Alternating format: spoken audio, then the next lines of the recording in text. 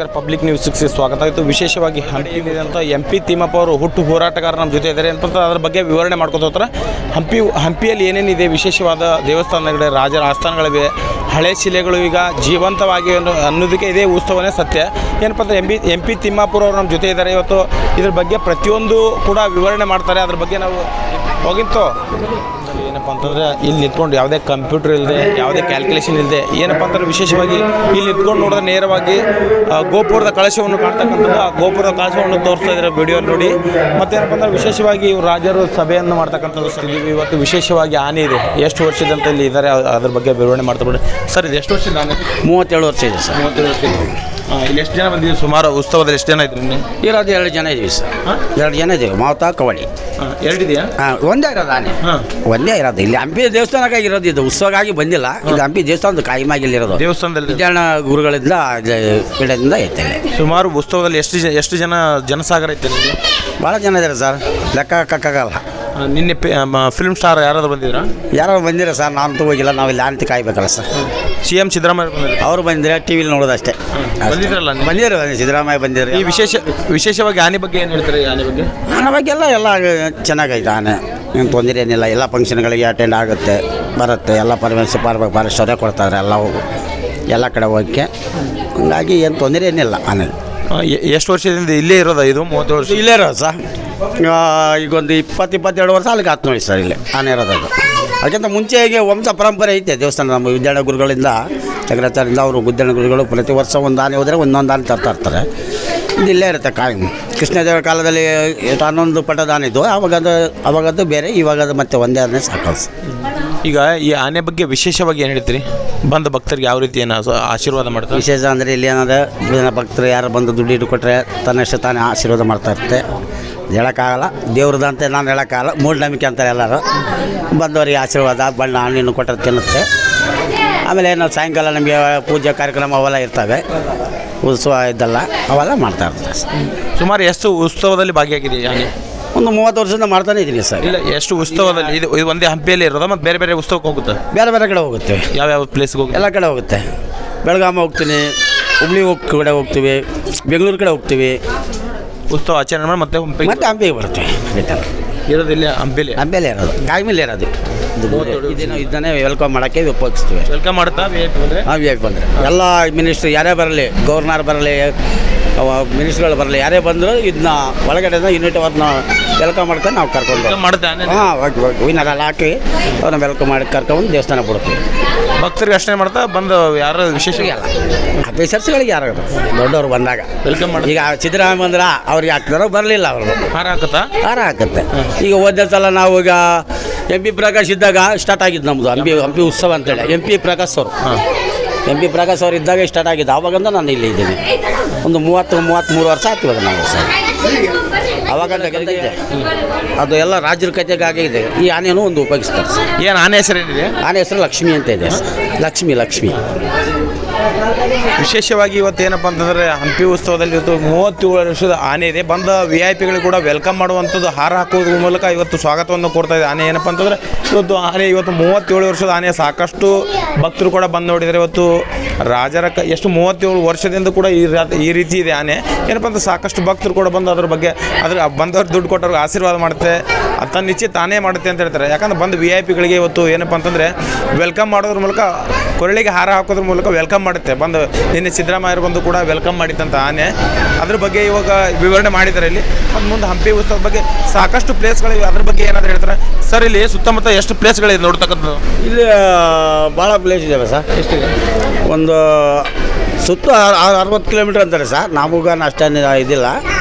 ಇಲ್ಲಿ main ಪ್ಲೇಸ್ಗಳಂದರೆ Vithal temple, ಮಾನಮಿದ್ದಿ, ಆನೆ ಸಾಲು, ಒಂಟೆ ಸಾಲು, ಮತ್ತು ರಾಣಿ ಸ್ಥಾನ, BGM, ಆ ಕಡೆ ಆಂಜನೇಯ ಪರ್ವತ, ಲಕ್ಷ್ಮೀ ಟೆಂಪಲ್, ಆನೆಗೊಂದಿ, ರಂಗನಾಥ ಸ್ವಾಮಿ, ಬೃಂದಾವನ, ಇವೆಲ್ಲ ಭಾಳ ಪ್ಲೇಸ್ಗಳಿದ್ದಾವೆ ಸರ್. ನೋಡೋದಂದರೆ ಭಾಳ ದಿನ ಬೇಕು ಅದಕ್ಕೆ. ವಿಶೇಷವಾಗಿ ಹಂಪಿಯಲ್ಲಿ ಏನಿದೆ ನೋಡ್ತಕ್ಕಂಥ? ವಿಶೇಷ ಅಂದರೆ ಕಲ್ಲಿಂತೇರು, ಉಗ್ರ ನರಸಿಂಹ, ಬಡವಲಿಂಗ, ಇಂಥವೇ.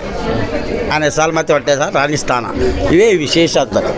ಮೇನ್ ಟೆಂಪಲ್ ಅಂದರೆ ಸರ್. ಇವಾಗ ಹಂಪಿಲಿ ನೋಡ್ತಕ್ಕಂಥ ವಿಶೇಷ ಕಲ್ಲಿನ ತೇರು ಅಂತಕ್ಕಂಥದ್ದು, ಕಲ್ಲಿನ ತೇರು ಮತ್ತು ಸಾಕಷ್ಟು ವಿಶೇಷ, ಅದೇ ವಿಶೇಷ ಮೇನ್ ಅದೇ ಸಾಕಷ್ಟು ಭಕ್ತರು ಸಾಕಷ್ಟು ಭಕ್ತರೇ ಅದೇ ಬಂದು ಕೇಳ್ತಾರೆ ಸರ್. ಇಲ್ಲಿ ನೋಡ್ತಕ್ಕಂಥ ಪ್ಲೇಸ್ಗಳು ಸಾಕಷ್ಟು ಇದೆ. ಇಲ್ಲಿ ವಿಶೇಷ, ಹಂಪಿಯಲ್ಲಿ ವಿಶೇಷಪ್ಪ ಅಂತಂದರೆ ಕಲ್ಲಿನ ತೇರು ನೋಡೋಕ್ಕೆ ಸಾಕಷ್ಟು ಭಕ್ತರು ಕೂಡ ಬರ್ತಾರೆ. ಇವತ್ತು ವಿಶೇಷವಾಗಿ ನೋಡ್ತಕ್ಕಂಥ ಪ್ಲೇಸ್ಗಳು. ಹೋರಾಟಗಾರ, ಸಮಾಜದ ಚಿಂತಕ ಏನು ಸರ್, ಇವತ್ತು ನನಗೆ ಈ ಕಲೆ ಬಗ್ಗೆ ಎಷ್ಟು ವರ್ಣನೆ ಮಾಡಿದರೂ ಕೂಡ ಕಡಿಮೆನೆ.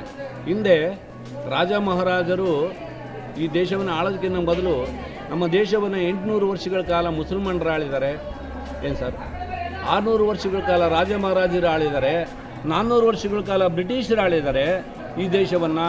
ಇತ್ತೀಚೆಗೆ ಮತ್ತು ಆಮೇಲೆ ಈ ಸಚಿವ ಸಂಪುಟಗಳು ಆಳ್ತಾ ಇದ್ದಾರೆ ಈಗ ಸುಮಾರು ಅಧಿಕಾರಕ್ಕೆ ಬಂದಾಗಿದ್ದ. ಆದರೆ ಈ ದೇಶದ ಬದಲಾವಣೆ ಯಾಕೆ ಬದಲಾವಣೆ ಇಲ್ಲ? ಕಲೆಯನ್ನು ನೋಡಿದ್ರೆ ವರ್ಣನೆ ಮಾಡ್ತದೆ. ನಾವು ಭಾಳಷ್ಟು ನಿಜವಾಗಿ ಹೇಳ್ಬೇಕಂದ್ರೆ ಇದು ಬಳ್ಳಾರಿ ಜಿಲ್ಲೆ ಭಾರಿ ತೋರಣಗಲ್ಲು ಅಂತೇಳಿ ನಂದು, ನಮ್ಮ ತೋರಣಗಲ್ಲಲ್ಲಿ ತೋರಣ ಕಟ್ಟಿದ್ರು ಇದಕ್ಕೆ. ಅದು ಇವತ್ತು ಏನಾಗಿಬಿಡುತ್ತೆ ಅಂದರೆ ಅದು ಯಾವುದು ಕೆಲಸಕ್ಕೆ ಬರಲ್ಲ, ಜಿಂದಾಲ್ ಫ್ಯಾಕ್ಟ್ರಿ ಬಂದು ತೊಗಲುಗಲ್ಲಾಗಿ ಹೋಗ್ಬಿಡುತ್ತೆ. ಅದು ಮೇನ್ ಇಂಪಾರ್ಟೆಂಟು ಇರಲಿ. ತೋರಣಗಲ್ಲಿನ ಅಲ್ಲಿ ವಿಜಯನಗರ ಸಾಮ್ರಾಜ್ಯದಲ್ಲಿ ಆಳಬೇಕಾದ್ರೆ ರಾಜ ಮಹಾರಾಜರು ಭಾಳಷ್ಟು ಒತ್ತು ಕೊಟ್ಟಿದ್ದಾರೆ ಸರ್. ಈ ಕಲೆಯನ್ನು ಇವತ್ತು ಹೇಳ್ಬೇಕಪ್ಪ ಅಂತಂದರೆ ವಿಶ್ವ ಮಟ್ಟದಲ್ಲಿ ಕೂಡ ಕೊಂಡೊಯ್ದು ಆಚರಿಸ್ಬೋದು. ಯಾಕೆ ಅಕ್ಕಬುಕ್ಕರು ಇದನ್ನು ಸ್ಥಾಪಿಸಿದ್ರು ಅಂತೇಳಿ ನಾವು ವಿದ್ಯಾರ್ಥಿ ಇದ್ದಾಗ ಓದಿದ್ವಿ ಬುಕ್ಕುಗಳಲ್ಲಿ.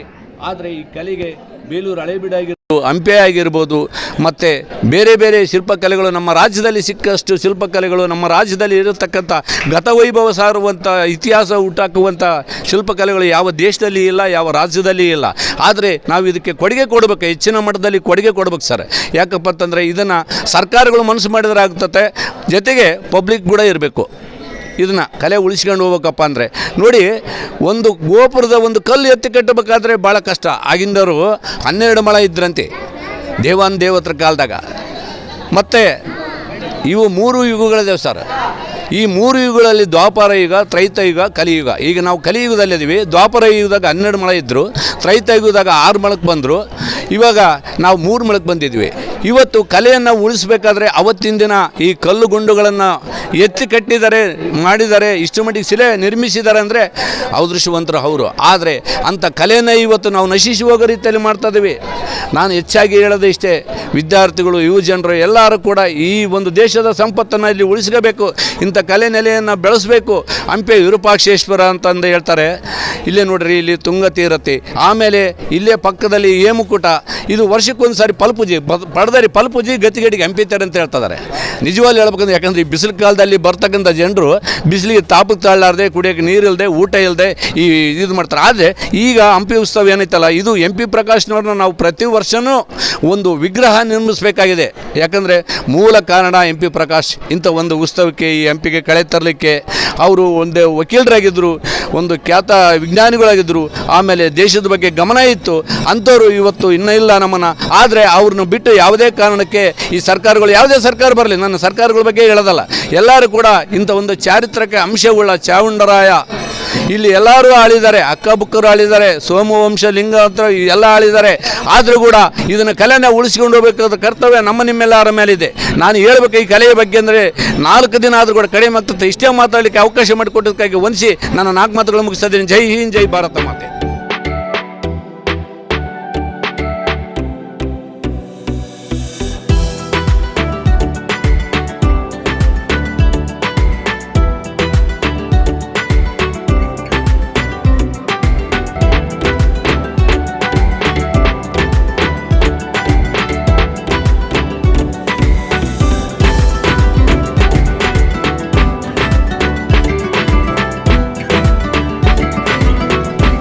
ಹಂಪಿ ಉತ್ಸವದ ಏನಂತಂದ್ರೆ ವಿಶೇಷವಾಗಿ ಕಲ್ಲಿನ ತೇರು ಅಂತಲ್ಲ, ಈ ಕಲ್ಲಿನ ತೇರು ಮತ್ತು ವಿಠ್ಠಲರಾಯ ಮಂದಿರ ಇದೇನಂತಂದ್ರೆ ವಿಶೇಷವಾಗಿ ಬರ್ತಕ್ಕಂಥ ಹಂಪಿ ಉತ್ಸವವನ್ನು ಆಚರಣೆ ಮಾಡೋದು. ಇಲ್ಲಿ ಕೂಡ ವಿಶೇಷವಾಗಿ ಲೈಟ್ ಹಾಕೋದ್ರ ಮೂಲಕ ಸಾಕಷ್ಟು ನೋಡ್ತಕ್ಕಂಥ ಪ್ಲೇಸ್ಗಳಿಗೆ ಏನು ಹಂಪಿಲಿ ಏನಪ್ಪ ಅಂತ ಸಾಕಷ್ಟು ಬಂದಿದ್ದಾರೆ ಜನಗಳು.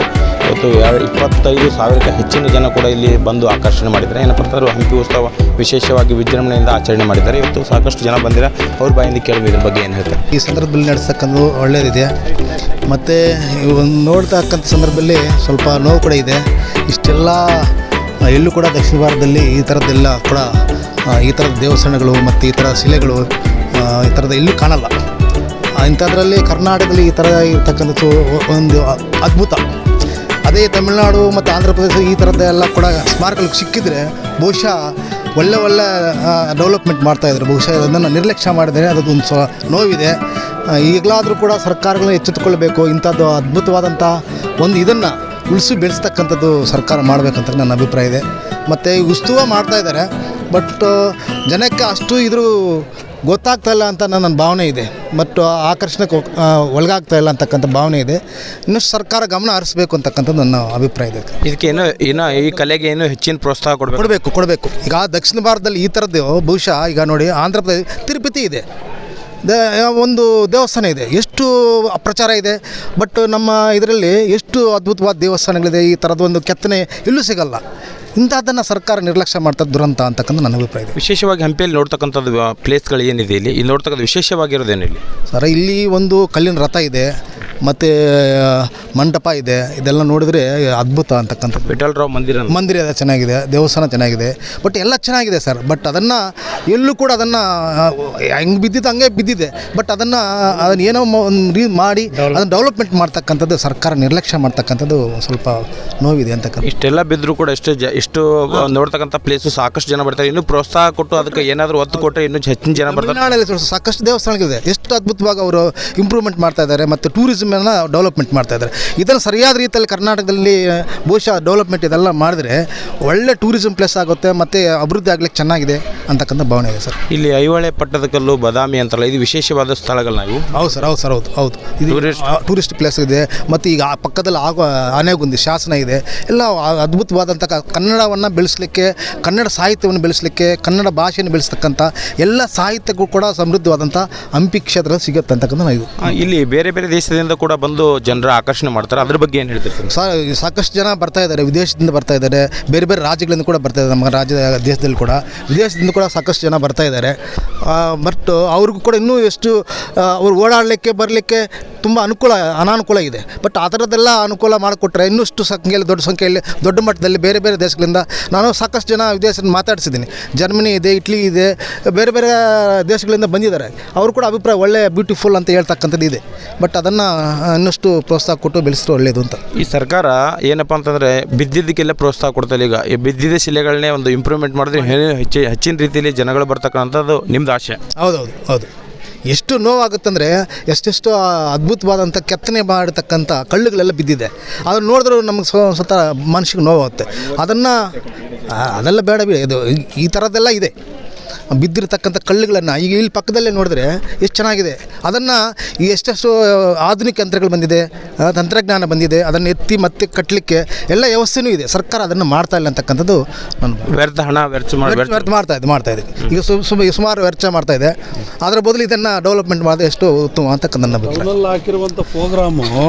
ಟೌನಲ್ಲಿ ಹಾಕಿರುವಂಥ ಪ್ರೋಗ್ರಾಮು ಇಲ್ಲಿ ಈ ಜಾಗದಲ್ಲಿ ಇದು ಪ್ರಾಚೀನ ಕಾಲದ ನಮ್ಮ ಕನ್ನಡ ಸಂಸ್ಕೃತಿಯನ್ನು, ಕಲೆಯನ್ನು ಎತ್ತಿ ತೋರಿಸುವಂಥ ಒಂದು ಪ್ರಾಮುಖ್ಯವಾದ ಸ್ಥಳ ಇದು. ಇಂಥ ಜಾಗಗಳಲ್ಲಿ ಅಂಥ ಒಂದು ಕಾರ್ಯಕ್ರಮಗಳನ್ನು ರೂಪಣೆ ಮಾಡಿದ್ದಿದ್ರೆ ಇನ್ನಷ್ಟು ಜನಗಳಿಗೆ ಆಕರ್ಷಣೀಯವಾಗಿತ್ತು. ಆ ಆಕರ್ಷಣೀಯವಾದಂಥ ಒಂದು ಜನ ಸಂದರ್ಶನಕ್ಕೆ ಇನ್ನಷ್ಟು ಜನ ಬರ್ತಾಯಿದ್ರು ಅಂತ ನಮ್ಮ ಒಂದು ಅಭಿಪ್ರಾಯವಾಗಿದೆ. ಇದನ್ನು ನಿರ್ಲಕ್ಷ್ಯ ತೋರಿಸ್ತಿರೋದರಲ್ಲಿ ಪ್ರಮುಖವಾದದ್ದು ಈ ಸರ್ಕಾರಗಳು ಅಂತ ನಾವು ಹೇಳ್ತಾ ಇದ್ದೀವಿ. ಈ ಸರ್ಕಾರಗಳಿಗೆ ಏನಾದರೂ ಆ ಮಾನವೀಯತೆ ಮತ್ತು ನಮ್ಮ ನಾಡಿನ ಕಾಳಜಿ ಏನಾದರೂ ಇದ್ದರೆ, ನಿಜವಾಗಲೂ ಇದ್ದರೆ, ಇಂಥ ಹಾಳು ಬಿದ್ದಿರುವಂಥ ಈ ಗೋಪುರಗಳನ್ನು, ಈ ಕಲೆಗಳನ್ನು ಜನಗಳಿಗೆ ಆಕರ್ಷಣೀಯವಾದಂಥ ಆ ಒಂದು ರೂಪವನ್ನು ಕೊಟ್ಟು ಅದನ್ನು ಜನಗಳಿಗೆ ಇನ್ನಷ್ಟು ಚೆನ್ನಾಗಿ ಕಾಣುವಂಥ ಕೆಲಸವನ್ನು ಅವರು ಮಾಡಿದರೆ ಇನ್ನಷ್ಟು ನಮ್ಮ ದೇಶ, ನಮ್ಮ ಕರ್ನಾಟಕ ರಾಜ್ಯ ಅಭಿವೃದ್ಧಿ, ಪ್ರಾಚೀನ ಈ ಒಂದು ದೇವಸ್ಥಾನಗಳ ಅಭಿವೃದ್ಧಿ ಮಾಡಿದ್ರೆ ಇನ್ನಷ್ಟು ನಮಗೆ ಆದಾಯ ಹೆಚ್ಚಾಗಿಯೂ ಬರುತ್ತೆ, ಜನಗಳ ಸಂದರ್ಶನವೂ ಆಗುತ್ತೆ. ನಮ್ಮ ಕರ್ನಾಟಕ ಇನ್ನಷ್ಟು ಹೆಚ್ಚಿನ ಸಂಖ್ಯೆಯಲ್ಲಿ ಪ್ರಾಪ್ತರಾಗೋದಕ್ಕೆ ಇನ್ನಷ್ಟು ಇದು ಜನಸಂದರ್ಶನಕ್ಕೆ ಜನಗಳಿಗೆ ಒಂದು ಅಭಿಪ್ರಾಯ ಮೂಡುತ್ತೆ. ಹಾಗಾಗಿ ನೋಟಲ್ಲಿದೆ, 50 ರೂಪಾಯಿ ನೋಟಲ್ಲಿದೆ, ಎಷ್ಟು ಚೆನ್ನಾಗಿದೆ. ಇದೊಂದು ನಮಗೆ ಮಾದರಿ ಖುಷಿ ಕೊಡುತ್ತೆ. ಅದಕ್ಕೋಸ್ಕರ ನಾವು ಇದನ್ನು ತೋರಿಸ್ಕೊಂಡು ಬರ್ತಾಯಿದ್ದೀವಿ. ನಮ್ಮ ಹಂಪಿದು ಕಲ್ಲಿನ ರಥ 50 ರೂಪಾಯಿ ನೋಟಲ್ಲಿದೆ. ಅದನ್ನು ಕೂಡ ಇನ್ನಷ್ಟು ಸ್ಮಾರಕ ವಿಶೇಷ, ನಮಗೆ ಹೆಮ್ಮೆ ಇದೆ. ಬಟ್ ಈ ಥರದ ಹೆಮ್ಮೆ ಇನ್ನೂ ಸಾಕಷ್ಟು ಸ್ಮಾರಕಗಳು ಇದೆ. ಅದನ್ನು ಮಾಡಿದ್ರೆ ಇನ್ನೂ ಚೆನ್ನಾಗಿರುತ್ತೆ ಅಂತ ನನ್ನ ಈಗ ಏನು ಸಾಕಷ್ಟು ಜನ ಹೇಳಿದ್ರು ಇನ್ನು ಬೇಡಾದ ಕೆಲಸಕ್ಕೆ ಸರ್ಕಾರ ಹಣವನ್ನು ವ್ಯರ್ಚ ಮಾಡ್ತಾ ಇದೆ. ಇಲ್ಲಿ ಬಿದ್ದಿರ್ತಕ್ಕಂಥ ದೇವಸ್ಥಾನಗಳಿಗೆ ಸಾಕಷ್ಟು ಇದಿದೆ, ಇಂಪ್ರೂವ್ಮೆಂಟ್ ಮಾಡಿದ್ರೆ ಇನ್ನೂ ಹೆಚ್ಚಿನ ದೇಶ ವಿದೇಶದಿಂದ ಜನರು ಬಂದು ಅಂತ ನೋಡುವಂಥ ಟೂರಿಸಮ್ ಪ್ಲೇಸ್. ಏನಪ್ಪ ಅಂತಂದರೆ ಇವರೆಲ್ಲ ಏನು ಹೇಳ್ತಾರೆ, ಇವತ್ತು 50 ನೋಟಿನಲ್ಲಿದೆ, ನಮಗೆ ತುಂಬ ಖುಷಿ ಆಗ್ತಿದೆ ಅಂತ ಹೇಳಿದ್ರು. ಆದರೂ ಕೂಡ ಖುಷಿ ವಿಚಾರ ಏನಪ್ಪ ಅಂತಂದ್ರೆ ಈ ಕಲ್ಲಿನ ರಥ ವಿಶೇಷ ಏನಪ್ಪ ಅಂತಾರೆ ಹಂಪಿಯಲ್ಲಿ ವಿಶೇಷವಾಗಿರ್ತಕ್ಕಂಥದ್ದು.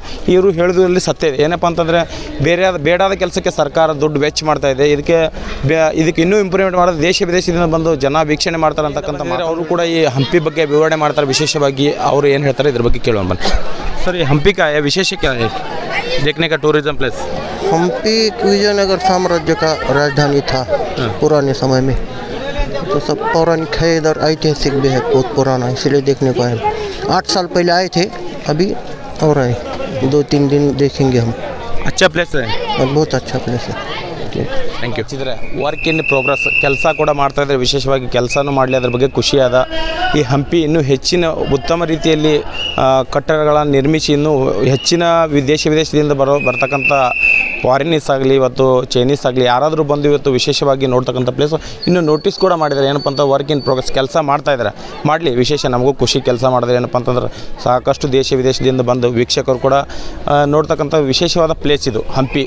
ಮತ್ತು ವಿಶೇಷವಾಗಿ ಕಲ್ಲಿನ ತೇರು ಕೂಡ ಇದೆ. ಆದರೂ ಕೂಡ 50 ನೋಟಿನಲ್ಲಿ ಕೂಡ ಅದು ಕಲ್ಲಿನ ತೇರು ಇನ್ನೂ ಅಜರಾಮರವಾಗಿ ಉಳಿದಪ್ಪ ಅಂತ. ವಿಠ್ಠಲ ದೇವಸ್ಥಾನ ಅಂಥೇಳಿ ವಿಜಯ ವಿಠ್ಠಲ ದೇವಸ್ಥಾನ ಅಂತ ಕೂಡ ಹೇಳ್ತಾರೆ. ಈ ಒಳಗಡೆ 2 ಬೃಂದಾವನ ಇದೆ, ಒಂದು ವಿಠ್ಠಲ, ಇನ್ನೊಂದು ರುಕ್ಮಿಣಿ. 2 ಆದರೆ ಮೂರ್ತಿಗಳಿಲ್ಲ. ಇಲ್ಲಿ ಮೂರ್ತಿಗಳು ಸೋಲಾಪುರದಲ್ಲಿರೋ ಪಂಡರಾಪುರ ಇದೆಯಲ್ಲ, ಅಲ್ಲಿ ಮೂರ್ತಿಗೆ ಪೂಜೆ ಸಲ್ತದೆ. ಇಲ್ಲಿ ಕೇವಲ ಪೀಠಗಳು ಮಾತ್ರ ಇದೆ. 2 ಪೀಠಗಳಿದ್ದಾವೆ, ಒಂದು ವಿಠ್ಠಲ, ಒಂದು ರುಕ್ಮಿಣಿ, ಅಷ್ಟಿದೆ. ಇದೆಲ್ಲ ನವರಂಗ ಮಂಟಪ ಇದೆ. ಒಂದು ಕಂಬದಲ್ಲಿ 16 ಕಂಬಗಳಲ್ಲಿ ಒಂದೊಂದು ಕಂಬದಲ್ಲಿ ಒಂದೊಂದು ಸಂಗೀತ, ಅಂದರೆ ಸ ರಿ ಗ ಮ ಪ ಆ ಥರ ಸೌಂಡ್ ಕೂಡ ಬರುತ್ತೆ. ಕೆಲವರೆಲ್ಲ ಅದನ್ನು ಬಾರಿಸೋಕ್ಕೆ ಹೋಗಿ ಅದನ್ನೆಲ್ಲ ಹಾಳು ಮಾಡಿದ್ದಾರೆ. ಈಗ ಅಷ್ಟು ಚೆನ್ನಾಗಿ ಕಾಣಿಸೋದಿಲ್ಲ, ಬರೀ ನೋಡಲಿಕ್ಕೆ ಮಾತ್ರ ಸಾಧ್ಯ ಉಂಟು. ಒಂದು ಕಂಬದಲ್ಲಿ 16 ಕಂಬ.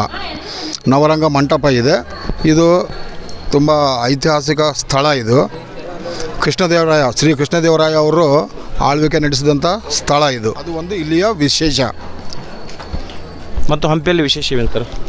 ಹಂಪಿಯಲ್ಲಿ ಶ್ರೀ ವಿರೂಪಾಕ್ಷೇಶ್ವರ ದೇವಸ್ಥಾನ ಅಂತ ಇದೆ ಒಂದು. ಆಮೇಲೆ ಉದ್ದಾನ ವೀರಭದ್ರೇಶ್ವರ ದೇವಸ್ಥಾನ ಅಂತ ಇದೆ. ಅನೇಕ ದೇವಸ್ಥಾನಗಳಿದ್ದಾವೆ. ಆನಂತರ ಭುವನೇಶ್ವರಿ ದೇವಸ್ಥಾನ, ಮಹಾಲಕ್ಷ್ಮಿ ದೇವಸ್ಥಾನ ಇದೆ, ಶಾರದಾ ದೇವಿ ದೇವಸ್ಥಾನ ಇದೆ, ಅನ್ನದಾಸೋಹ ಮನೆ ಇಲ್ಲಿ ನಿರ್ಮಾಣ ಮಾಡಿದ್ದಾರೆ. ಇದು ಸರ್ಕಾರಕ್ಕೆ ಒಳಪಟ್ಟಿದೆ. ಸರ್ಕಾರದವರೇ ಎಲ್ಲ ಸೌಲಭ್ಯಗಳನ್ನು ಒದಗಿಸ್ತಾ ಇದ್ದಾರೆ. ಮ್ಯಾನೇಜ್ಮೆಂಟ್ ಎಲ್ಲ ಸರ್ಕಾರದ್ದೇ. ಇದು ವಿಠ್ಠಲ ಮಂದಿರ. ಇದು ವಿಶ್ವದಲ್ಲೇ ಅತಿ ವಿಶೇಷವಾದ ಸ್ಥಳ ಇದು. ಹಾಗಾಗಿ ಪ್ರವಾಸಿಗರು ಅತಿ ಹೆಚ್ಚಿನ ಸಂಖ್ಯೆಯಲ್ಲಿ ಪ್ರವಾಸಿಗರು ಇಲ್ಲಿಗೆ ಬಂದು ಭೇಟಿ ಕೊಡ್ತಾರೆ. ವಿಜಯನಗರ ಜಿಲ್ಲೆ ಹಂಪಿ. ಓಕೆ, ವಿಶೇಷವಾಗಿ ಇವತ್ತು ಏನಪ್ಪ ಅಂತಾರೆ ಹಂಪಿಯಲ್ಲಿ ಏನು ಹೇಳ್ತಾರೆ, ವಿಠ್ಠಲ ಮತ್ತು ರುಕ್ಮಿಣಿ ಅನ್ನೋರು ಇವತ್ತು ಪೀಠಗಳಿವೆ. ಮತ್ತು ಇವು ಪಂಡರಾಪುರದಲ್ಲಿ ಕೂಡ ಈಗ ಈ ಮೂರ್ತಿಗಳನ್ನ